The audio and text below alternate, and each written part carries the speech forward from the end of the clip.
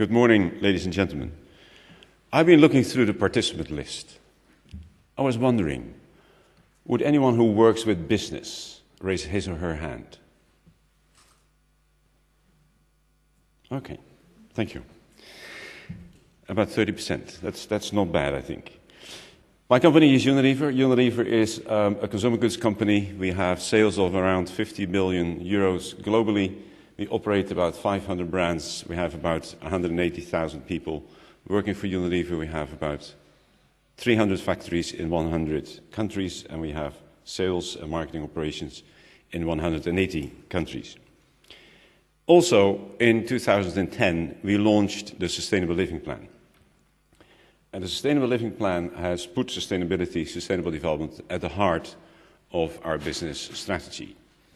We have the ambition to grow the business, to continue to grow the business to about 80 billion in sales. We have the ambition to stay in the 4 product categories that we currently are operating in, which is food, it's refreshment, that's ice cream and tea. We have home care and we have personal care. Around the Sustainable Living Plan, we have made a number of big commitments, and I'll come back to that in a moment. What I want to focus on in the 10 minutes that I have today is that driving transformational change as part of that agenda. We have set 3 big, hairy goals, and again, they're on the next slide. Why don't I show them to you right now? To help more than 1 billion people improve their health and well-being, basically through nutrition and hygiene, 2 of our main product categories. To halve the environmental footprint of our products. Jason showed you the Tetra Pak example of carbon footprint across the supply chain. We have done the same. We have calculated carbon footprint across the entire supply chain for 6,000 of our products. And it turns out that 66% of the Unilever global carbon footprint is in consumer households. It is energy used in households to heat water, to use shampoo, shower gel, bath foam, etc. But 26% of our carbon footprint is upstream. It is in agriculture, it is in farming, it is in the growing of the raw materials. So half the environmental footprint includes a commitment to 100% sustainable sourcing of all our renewable raw materials. So that's all our materials from agriculture, forestry and fisheries. And that is where my role is. My role as Sustainable Sourcing Development Director is to make sure that when we say that something is sustainably sourced, it actually is sustainably sourced. I look after all the sustainability standards and all the assurance models and all the impact assessment models that Unilever uses globally in all our supply chains. And then the next one, enhance the livelihoods of millions of people. We have quantified that a bit more precise than it is shown on this chart. But basically, this is about smallholder farmers, it's about micro distributors, and it's about creating economic opportunities for women. So around these 3 big goals, 5 years into the program, we launched it in 2010, we've come to the conclusion that we're not going to get there unless we find better ways to collaborate with others, not only with other companies, but particularly with governments. There are quite a number of things in the sustainability ambitions of companies like mine that simply cannot be realized on a business-to-business basis. And that includes some of the organizations that were mentioned in the introduction by the chairman, like the Roundtable for Sustainable Palm Oil. WWF and Unilever were founding fathers of the RSPO, also founding fathers of RTRS. But actually WWF and Unilever already worked together in 1995 to create the Marine Stewardship Council. And most of these multi-stakeholder platforms are business-to-business platforms with stakeholder engagement, with civil society representation, but usually not with government representation. And there are a couple of things that companies cannot do and governments can. And that is take decisions on allocation of land. Will it be used for forestry? Will it be used for farming? Will it be used for housing, for infrastructure, for recreation? Companies don't have the power to take those decisions. Governments do. And that is why we need more transformational change in a number of these agendas. When we think about transformational change, we look at 3 things. We look at our footprint, we look at our handprint, and we look at the blueprint. Our footprint is like the carbon footprint that I mentioned. It is the impact that we have as a company, particularly on the environment, but also on the social well-being of the consumers that use our products.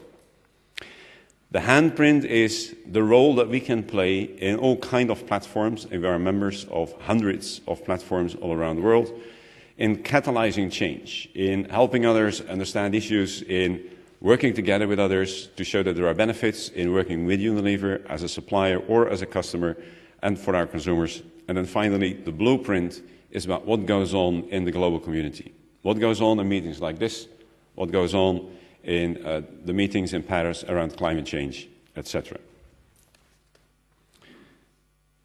As I mentioned, 3 big, hairy goals. I think I have mentioned enough of that. In the halving environmental footprint, there is an element of biodiversity in there, because in the sustainable sourcing program that we operate, biodiversity is an essential element.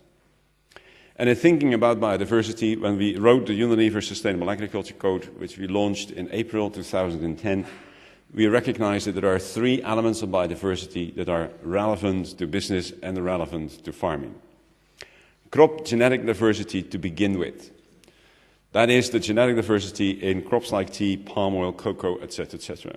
The graph that Jason showed about how climate change is impacting the suitability of certain regions in West Africa to grow cocoa is directly relevant to the whole issue of crop genetic diversity. Do you have enough diversity to be able to direct your breeding programs towards varieties that can cope with new conditions, with different climatic conditions?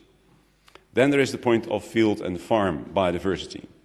Depending on the size of your farm, depending on where your farm is, depending on what the legislation is in your country around the amount of land you're allowed to deforest and turn into farmland, you can create and maintain and preserve a lot of biodiversity on farm, which will help you with sustainable farming practices, with implementation of integrated pest management, etc., etc., etc., because it will allow you to use certain elements of cultural control of diseases and pests.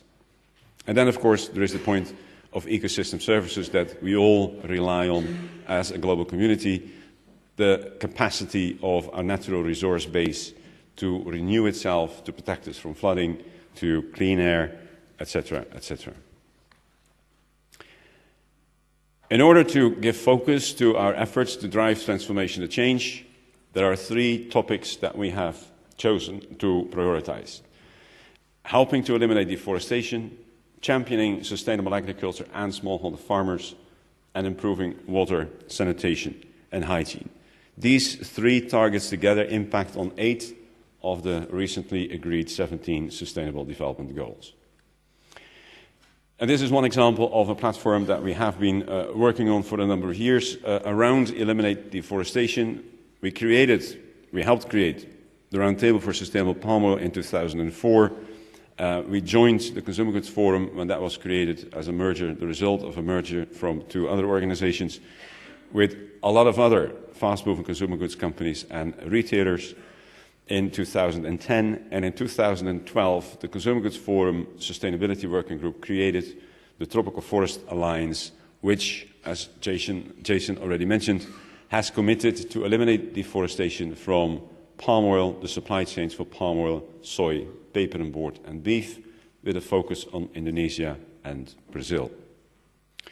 And then in 2014, the New York Declaration of Forests was issued and signed up to by quite a large number of governments and companies.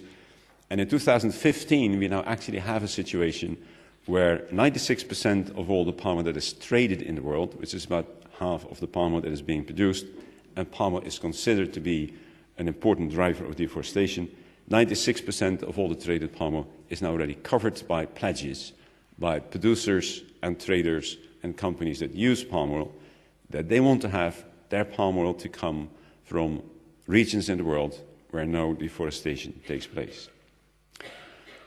This, of course, doesn't look at the past. Let's make no mistake, wherever we do farming now, there was forest once in the past. But in order to feed the world, we need farming.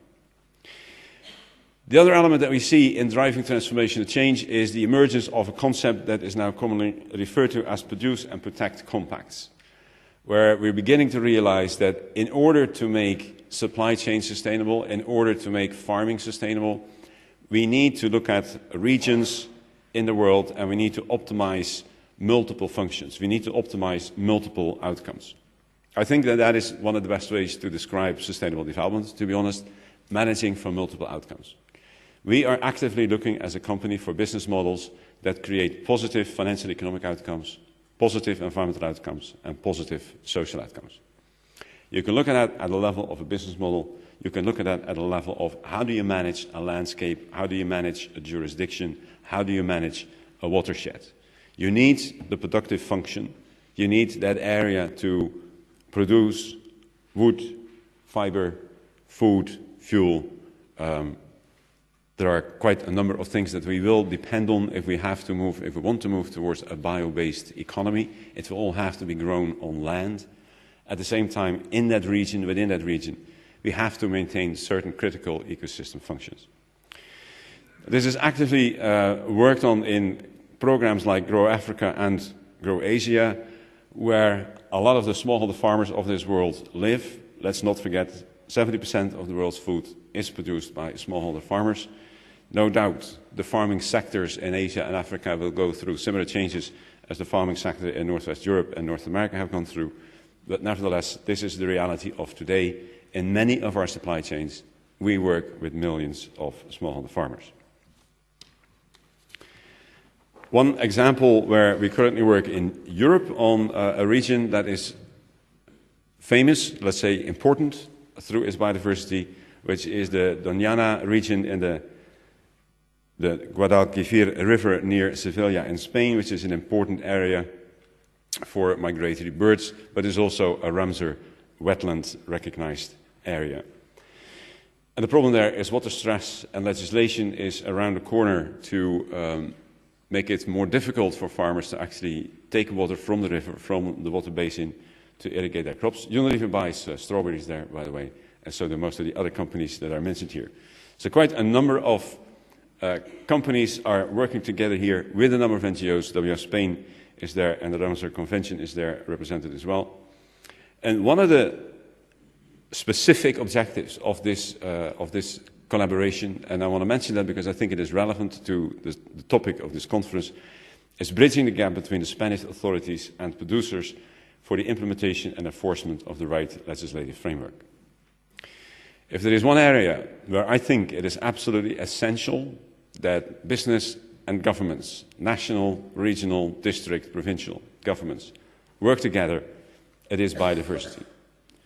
And I see all these documents come out of the CBD that business must this and business must that. Business is not going to do anything, is not going to be able to do anything unless governments create the environment in which that can be done. Thank you very much.